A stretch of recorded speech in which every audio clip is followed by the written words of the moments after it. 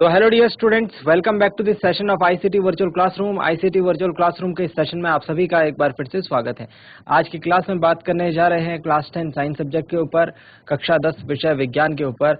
मैं उम्मीद करता हूं आप सबके सब फिट फाइन हेल्दी होंगे और बिल्कुल रेडी होंगे क्लास के लिए। आप लोग अपनी अपनी सीट्स पर बैठ चुके होंगे और कॉपी पर पेन आपके हाथ में होगा। तो चलिए आज की क्लास को करते हैं स्टार्ट। हम बात कर रहे हैं कुछ ऐसे पॉइंट्स, कुछ ऐसे इंपॉर्टेंट टॉपिक्स के ऊपर जो कि आपके बोर्ड एग्जाम के दृष्टिकोण से हमेशा महत्वपूर्ण रहते हैं। उनके ऊपर आज की क्लास में बात करेंगे और सीखेंगे कुछ नई और इंटरेस्टिंग बातों को। तो अपना पूरा ध्यान सामने स्क्रीन पर बनाकर रखेंगे। हम चलते हैं स्मार्ट बोर्ड की स्क्रीन की तरफ। चलिए, तो अब तक हम बात कर चुके हैं कुछ महत्वपूर्ण बिंदुओं के ऊपर, जिसमें हमने देखा है कि किस प्रकार से एक गोलीय दर्पण के विभिन्न जो शब्दावली प्रयोग होती है उसका क्या अर्थ होता है ना। जो टर्मिनोलॉजी है, अगर हमने बोला वक्रता त्रिज्या, वक्रता केंद्र, और अगर हमने बोला मुख्य फोकस है ना, मुख्य अक्ष, तो इन सारी बातों का क्या मतलब है। साथ ही साथ हमने ये भी देखा कि यहाँ पर जो कोई भी दर्पण है, चाहे उत्तल दर्पण है अवतल दर्पण है, उसकी वक्रता त्रिज्या यानी कि रेडियस ऑफ कर्वेचर सी जिसको हम कहते हैं, सॉरी आर जिसको हम कहते हैं, और फोकस दूरी स्मॉल एफ जिसको हम कहते हैं, इसके बीच एक संबंध होता है। ठीक है, ये हमेशा जो है आर जो है हमेशा 2f होता है, यानी कि फोकस दूरी का दोगुना होता है। ये सारी बातें हमने कर ली थी और आज की क्लास में हम कुछ नई बातें, कुछ नया चीज डिस्कस करेंगे। तो ध्यान अपना सामने रखेंगे और हेडिंग पुट अप करेंगे।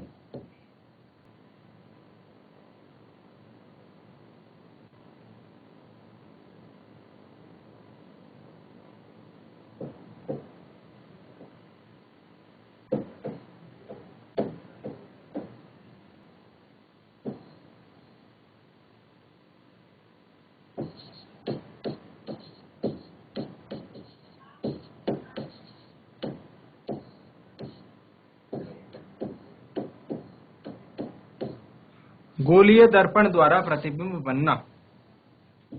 गोलीय दर्पण द्वारा प्रतिबिंब बनना। सबसे पहले हम बात करेंगे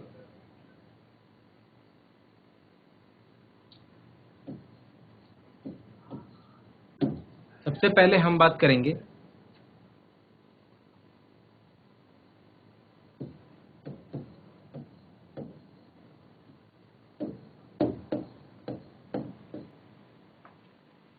अवतल दर्पण।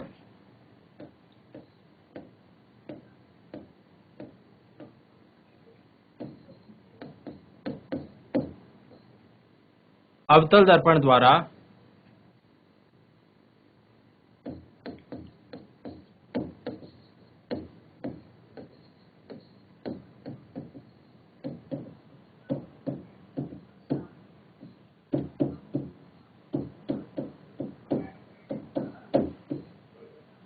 बिंब की विभिन्न स्थितियों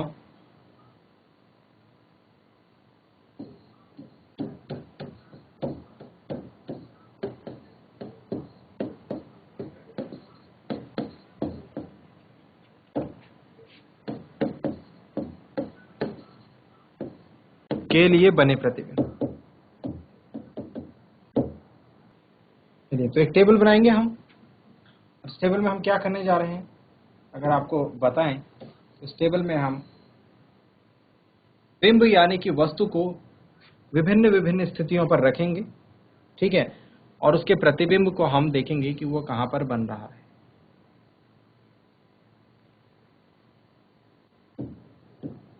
इसको हम पूरा अच्छे तरीके से एक्सप्लेन करने वाले, इसीलिए पूरा ध्यान जो है सामने स्क्रीन पर जरूर रखें। एक एक चीज को नोट डाउन करें और समझने की कोशिश करें, स्किप कुछ भी ना करें।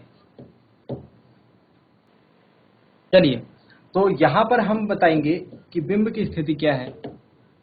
यहां पर हम क्या बताएंगे कि बिंब की स्थिति क्या है।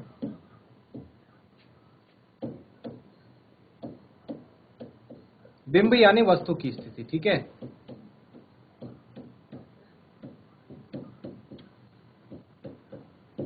बिंब यानी वस्तु की स्थिति।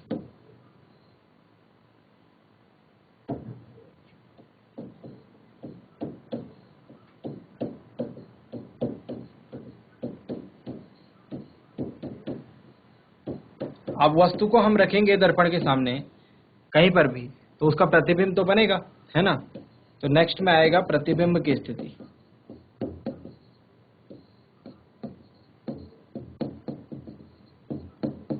अब प्रतिबिंब ऐसा जरूरी नहीं होगा समतल दर्पण के केस में, जैसे बराबर वस्तु के बराबर प्रतिबिंब बनता था, तो यहां पर प्रतिबिंब छोटा भी बन सकता है, बड़ा भी बन सकता है। तो नेक्स्ट केस में आएगा प्रतिबिंब का साइज।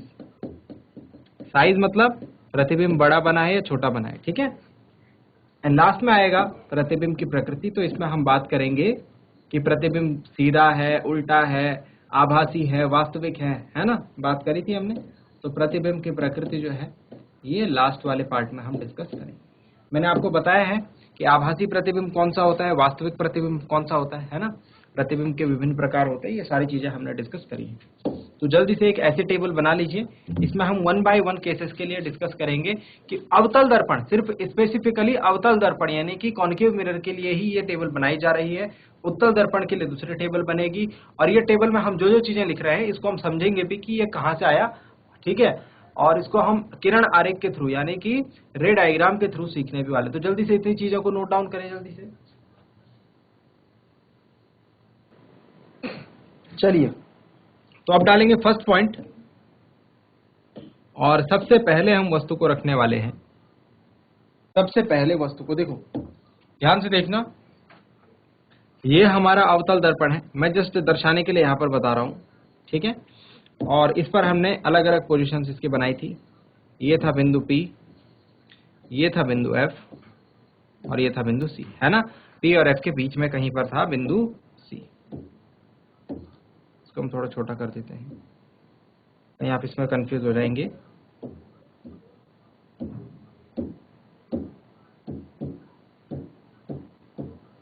देखो, यहां पर हो गया बिंदु P अवतल दर्पण के लिए, ये हो गया F और ये हो गया C, ठीक है। C और P के बीच में होता है F, है ना। तो वस्तु को हम कहां कहां पर रख सकते हैं। सपोज ये हमारी वस्तु है, एक बार वस्तु को यहां रख सकते हैं, मतलब बहुत दूर से बहुत पास की तरफ हम लाएंगे, बहुत दूर से बहुत पास की तरफ हम लाएंगे। तो एक बार वस्तु को यहां पर रख सकते हैं बहुत दूर, जिसको कि हम कहते हैं अनंत पोजीशन। फिर उसके बाद हम अनंत से मतलब ऐसे लाते हैं C के दूर, ठीक है। अनंत से हम कहा लाते हैं, C से थोड़ा दूर रखते हैं। फिर उसके बाद हम C पर रखते हैं वस्तु को, फिर उसके बाद C और F के बीच में रखते हैं, F पर रखते हैं, फिर F और P के बीच में रख के देखते हैं, है ना। अलग अलग पोजीशन पर रख करके वस्तु को और चेक करते हैं उसकी इमेज का प्रतिबिंब कहां बन रहा है, प्रतिबिंब की स्थिति, प्रतिबिंब का साइज और प्रतिबिंब की प्रकृति। कहां कहां बोला, सबसे पहले अनंत पर, फिर C से परे दूसरा, C पर तीसरा, C और F के बीच में चौथा, F पर पांचवा और F और P के बीच में छठा। समझ में आ गई बात। तो ये 6 पोजीशंस जो है, जो मैंने अभी आपको बताई, इनको जरा हम जल्दी से लिख लेते हैं, चलिए। तो फर्स्ट हमने बात करी थी अनंत पर अगर वस्तु को रखेंगे,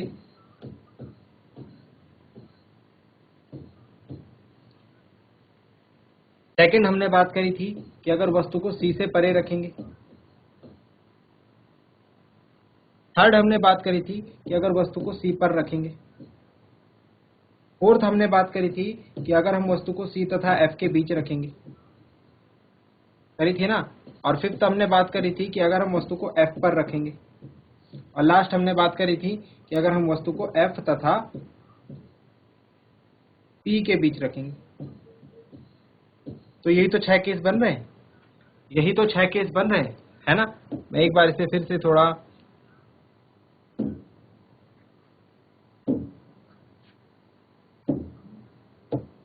और क्लियरली लिख लेता हूं, ठीक है। देखिए, सबसे पहला पॉइंट, वस्तु कहां पर आ सकती है, अनंत पर हो सकती है। फिर उसके थोड़ा नजदीक लाएंगे तो C से थोड़ा दूर हो सकती है। अब दर्पण के पास तो आ गई लेकिन C से दूर है। नेक्स्ट हम क्या कर सकते हैं कि उसको C पर रख दें वस्तु को। उसके बाद क्या हो सकता है, C तथा F के बीच हम उसको रख दें, याद आ रहा है। फिर क्या हो सकता है, और आगे बढ़ेगा तो हम उसको F पर रख सकते हैं, और लास्ट में हम क्या कर सकते हैं, उसको F तथा F व P के मध्य रख सकते हैं। ये 6 केस सबके समझ में आ रहे हैं। ये 6 केस सबकी समझ में आ रहे हैं। अब ध्यान से सुनते रहना मेरी बात को और नोट डाउन भी करते रहना। जब हम वस्तु को अनंत पर रखते हैं, जब हम वस्तु को क्या करते हैं डियर स्टूडेंट्स, अनंत पर रखते हैं, तो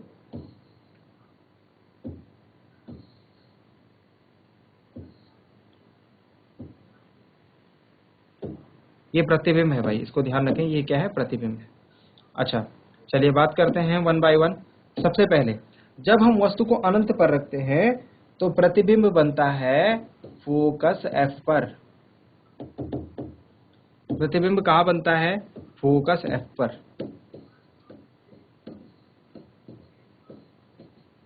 या फिर सिर्फ एफ पर लिख देता हूं, है ना, समझ जाएंगे आप, फोकस पर बन रहा है। मतलब प्रतिबिंब बनता है फोकस एफ पर। और प्रतिबिंब कैसा बनता है भाई, बहुत छोटा। अगर वस्तु रखी हो यहाँ अनंत पर तो प्रतिबिंब बनेगा यहाँ फोकस पर और बहुत छोटा बनेगा। समझ में आ रही, ये चीज हमको यहाँ पर दिखेगी, ये चीज हमको यहाँ पर दिखेगी, ये छोटी सी बिंदु साइज की। ठीक है, तो अब मैं इसे हटा देता हूँ क्योंकि मुझे टेबल भरनी है। आप रिलेट करते रहें इसको, इन चीजों को आप रिलेट करते हैं धीरे धीरे। और प्रतिबिंब का साइज क्या होता है, बहुत छोटा होता है, मतलब बिंदु साइज का हमको प्रतिबिंब दिखाई देता है। बिंदु मतलब ऑब्जेक्ट होगा बड़ा, लेकिन हमको एक डॉट के रूप में दिखाई देगा, एक बिंदु के रूप में दिखाई देगा। प्रतिबिंब की प्रकृति की अगर बात करें तो भाई ये हमेशा वास्तविक एवं उल्टा प्रतिबिंब बनाता है, ये बात आप याद रखना। ठीक है, और किरण आरेख में हम इसको और डिटेल में समझेंगे। नेक्स्ट अगर बात करें अगर सी से परे वस्तु रखी हो तो प्रतिबिंब आ जाता है एफ व सी के बीच। प्रतिबिंब कहाँ आ जाता है, एफ व सी के बीच। फिर अगर बात करें प्रतिबिंब की प्रकृति, अब थोड़ा प्रतिबिंब जो है बड़ा हो जाएगा, है ना, मतलब बिंदु से थोड़ा बड़ा हो जाएगा और वस्तु से तो छोटा ही रहेगा। ठीक है, यहाँ पर भी वास्तविक तथा उल्टा प्रतिबिंब बनने वाला है। ठीक है, पूरा ही लिख देते हैं इसे, वास्तविक तथा उल्टा एवं उल्टा।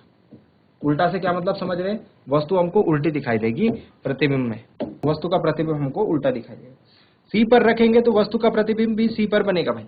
अगर वस्तु को सी पर रखेंगे तो प्रतिबिंब भी सी पर बनेगा। किसके लिए बात कर रहे हैं हम, ध्यान रखें, हम बात कर रहे हैं अवतल दर्पण के लिए। और इसका जो प्रतिबिंब का साइज होगा ये वस्तु के बराबर होगा। ये वाला केस जरूर याद रखें, ये वाला केस जरूर याद रखें कि जब अवतल दर्पण के सामने वस्तु को उसके वक्रता केंद्र सी पर रखा जाता है तो प्रतिबिंब भी सी पर ही बनता है और वस्तु का जो प्रतिबिंब होता है वो वस्तु के साइज के बराबर होता है उसका आकार। और प्रतिबिंब की जो प्रकृति होती है वो वास्तविक तथा उल्टा होता है, वास्तविक एवं उल्टा। समझ में आ गया। नेक्स्ट बात करेंगे कि अगर वस्तु को हमने सी और एफ के बीच रखा है तो प्रतिबिंब दूर चल जाएगा और सी से परे चल जाएगा, सी से दूर चल जाएगा। यहाँ पर अगर बात करें प्रतिबिंब के साइज की तो अब ये वस्तु से बड़ा प्रतिबिंब हमको देखने को मिलता है, वस्तु से बड़ा। ठीक है, और प्रतिबिंब की प्रकृति अभी भी वही रहती है, वास्तविक तथा उल्टा, वास्तविक एवं उल्टा प्रतिबिंब अभी भी हमको देखने को मिलता है। ठीक, नेक्स्ट अगर बात करें कि अगर हमने वस्तु को एफ पर रखा है यानी फोकस पर रखा है तो प्रतिबिंब हमको अनंत पर देखने को मिलता है, अनंत पर देखने को मिलता है। और यहाँ पर जो वस्तु का साइज है वो बहुत बड़ा देखने को मिलता है, अत्यधिक बड़ा, आवर्धित जिसको हम बोलते हैं, आवर्धित प्रतिबिंब। ठीक है, और यहां भी हमको वास्तविक तथा उल्टा प्रतिबिंब देखने को मिलता है।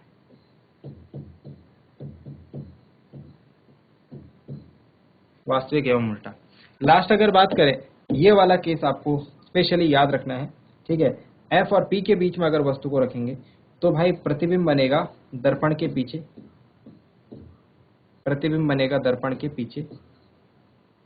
इसको हम थोड़ा सा नीचे लिखते हैं।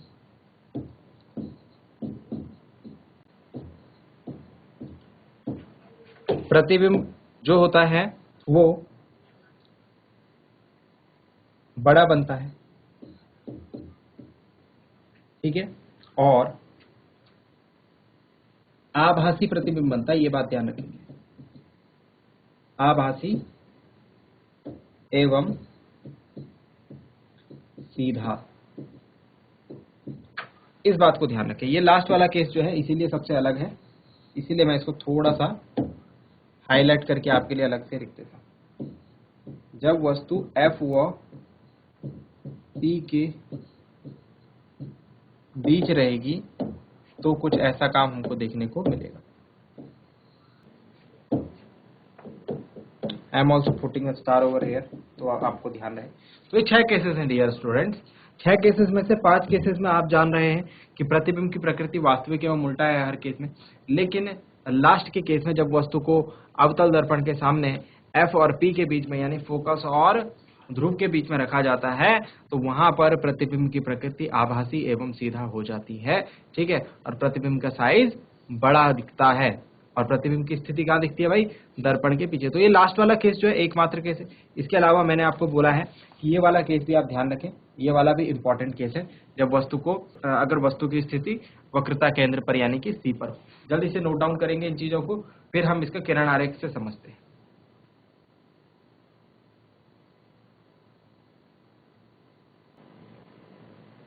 चलिए अब हम किरण आरेख के थ्रू समझेंगे किस प्रकार से प्रतिबिंब जो है ये बनते हैं, ठीक है। और उससे पहले हम उत्तल दर्पण के लिए भी सेम एक प्रतिबिंब बनने की जो बिंब की विभिन्न स्थितियों के लिए बनने प्रतिबिंब, इसको हम समझते हैं। तो नेक्स्ट पार्ट में हेडिंग पुटअप करेंगे, अवतल की जगह आ जाएगा उत्तल दर्पण।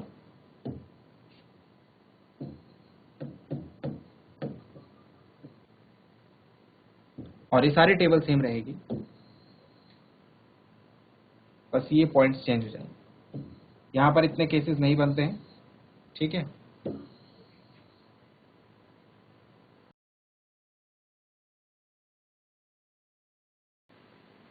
चलिए तो बात करते हैं उत्तल दर्पण के लिए वस्तु की स्थिति। तो उत्तल दर्पण के लिए हमारे पास पहला केस होता है, अगर वस्तु अनंत पर है तो वस्तु का प्रतिबिंब कैसा बनेगा। इसके अलावा दूसरा केस होता है अनंत से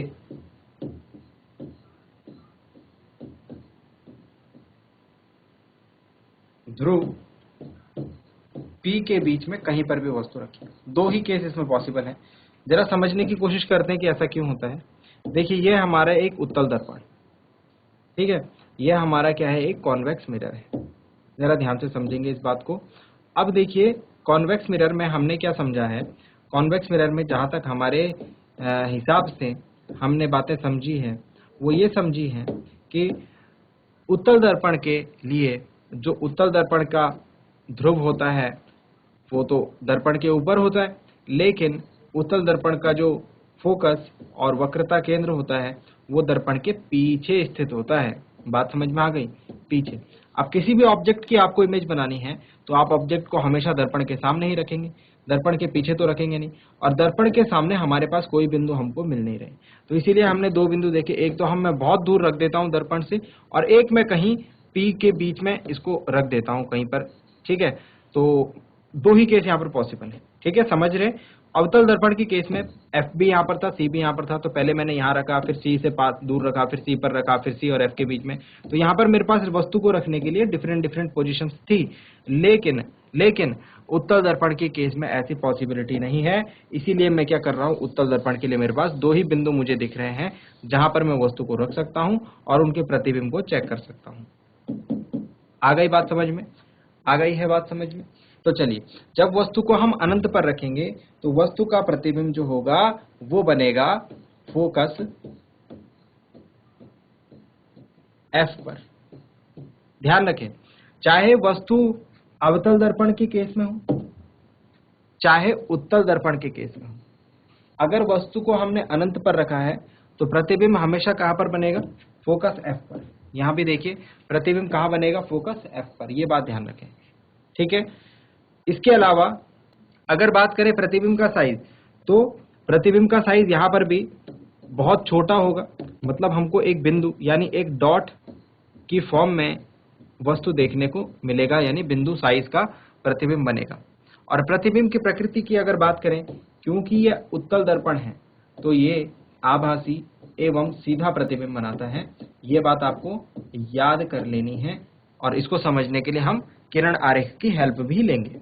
ठीक है, याद रख लेना है कि उत्तल दर्पण द्वारा बनने वाले प्रतिबिंब की जो प्रकृति होती है हमेशा आभासी एवं सीधा होती है।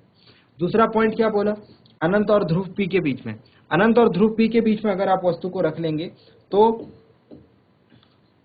वस्तु का जो प्रतिबिंब बनता है वो P व F के बीच में बनता है।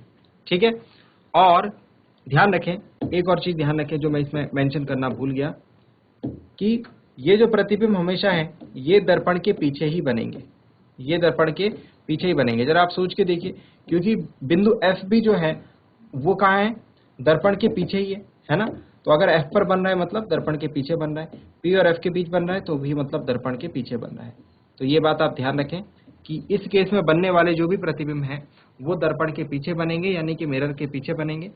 सेकेंड वाले केस में अगर बात करें कि वस्तु को अगर हमने अनंत और ध्रुव P के बीच में रखा है और उसका जो प्रतिबिंब है P और F के बीच बन रहा है दर्पण के पीछे, तो उसका साइज क्या होगा, उसका साइज वस्तु से छोटा हमको देखने को मिलेगा, वस्तु से छोटा साइज देखने को मिलेगा।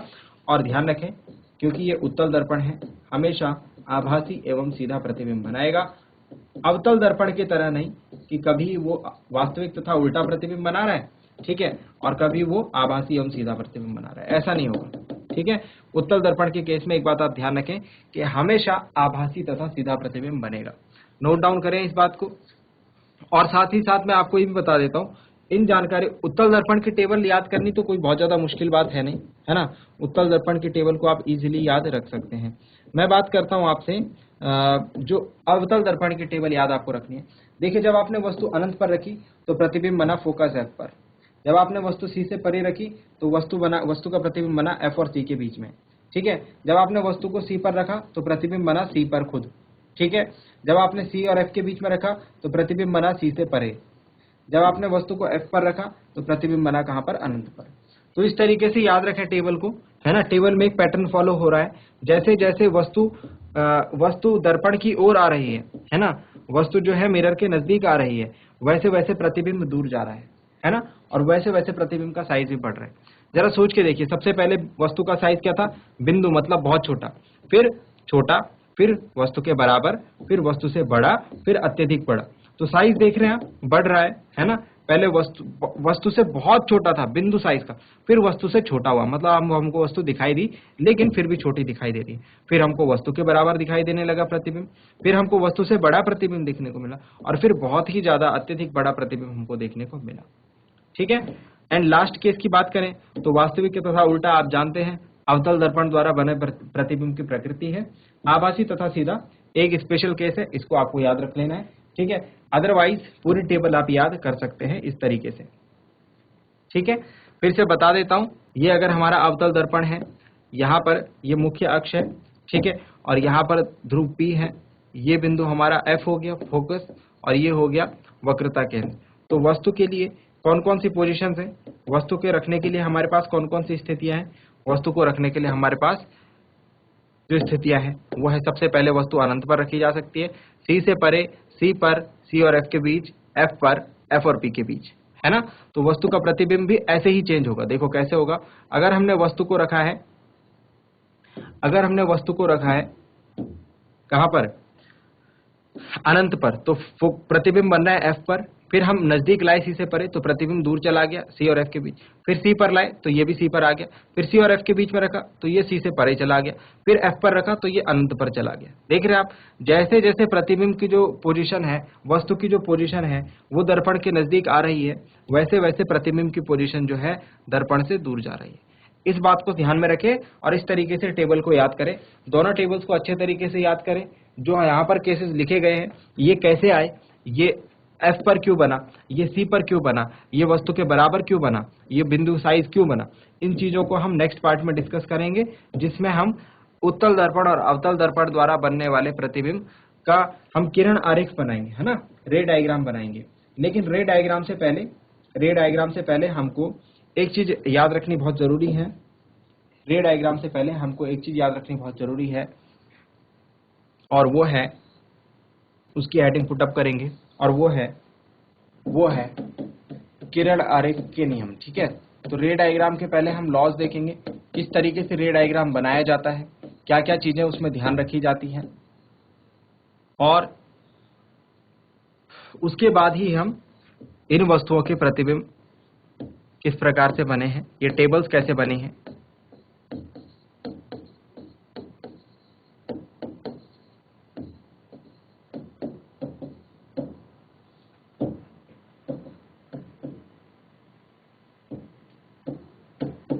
बनना।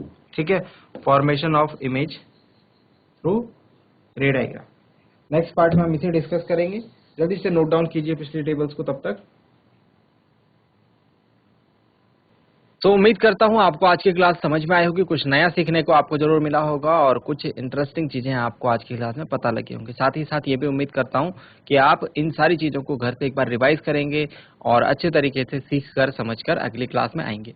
तो अगली क्लास में मिलते हैं ऐसे ही किसी इंपॉर्टेंट और इंटरेस्टिंग टॉपिक के साथ। क्लास से जुड़ने के लिए आप सभी का बहुत बहुत धन्यवाद। Thank you very much and have a nice day.